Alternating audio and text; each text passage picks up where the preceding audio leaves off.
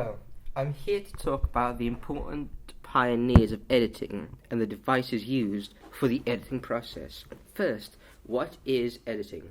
The official definition is the art, technique, and the practice of assembling shots in a coherent sequence. What does this actually mean? It means to stitch frames in such a way that they flow smoothly, without sudden or unplanned jumps forming a unified whole.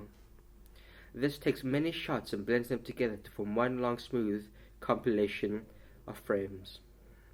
There are two forms of editing, linear and nonlinear.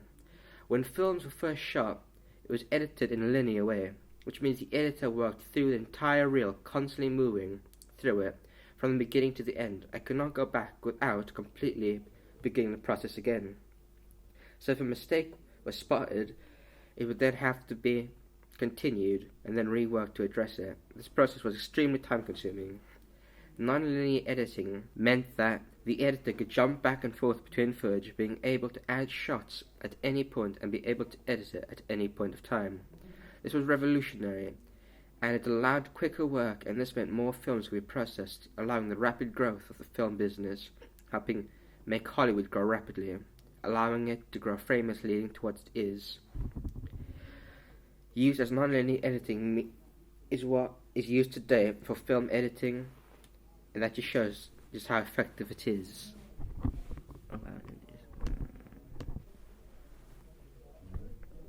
Technology. The kinetograph was created by Thomas Edison and William Dickinson. They helped to pioneer this motion camera using celluloid film to create motion picture. In 1916, Technicolor was made, which allowed film color to be added to film. The Moviola was the first successful editing machine invented by Iwan Syria. Up until then, it was all done by scissors and glue. This included a screen allowing the editor to view the film more accurately, and before the Moviola, editors would just have to hold the film to the light to see the frame. This once again increased the speed of editing in the world of editing, allowing fast film production.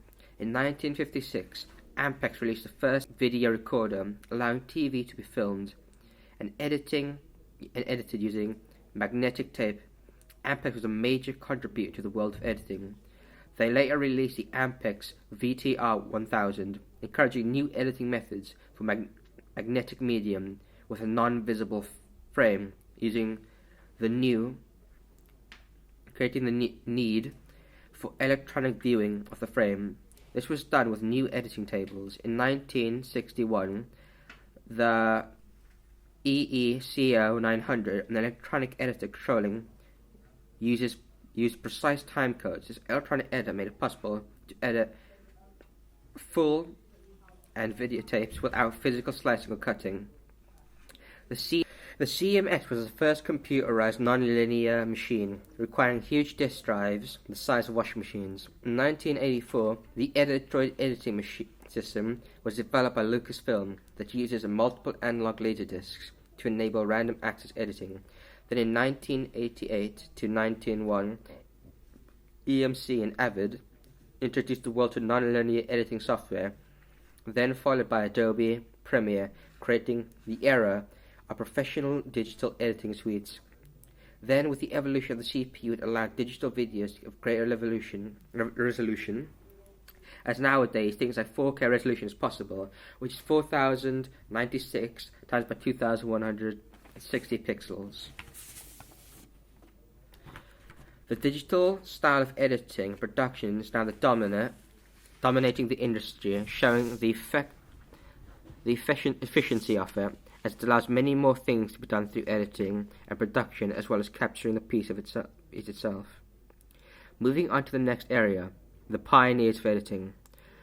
The first on the list is the Lumiere brothers. They made basic films that captured everyday life and did not engage in editing. However, this fascinated audiences with the idea of moving pictures. However, they did not see a future in the film industry. As well as people soon got bored of watching, they realized they could go out and view it in everyday life. They devised an early motion picture camera and projector called the cinematograph. All their films were extremely short, being less than a minute long. The second is George Méliès.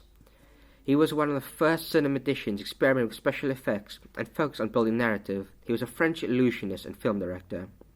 He saw the Lumiere brothers' work and tried to purchase the Lumiere brothers' cinematograph. However, they turned him down as the brothers believed it had no future. However, he did not let this stop him, so he saw a man named Robert Paul, who also invented a camera, which George used to make films.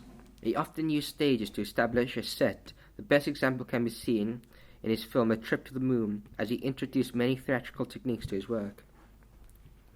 Whilst filming a simple street scene, his camera jammed and he soon fixed the problem. However, when Méliès processed the film, he was struck by the effect the incident had on the scene. Objects suddenly appeared and disappeared or were transformed into other objects. This was the realization that camera could be used to manipulate and distort film to create interesting effects.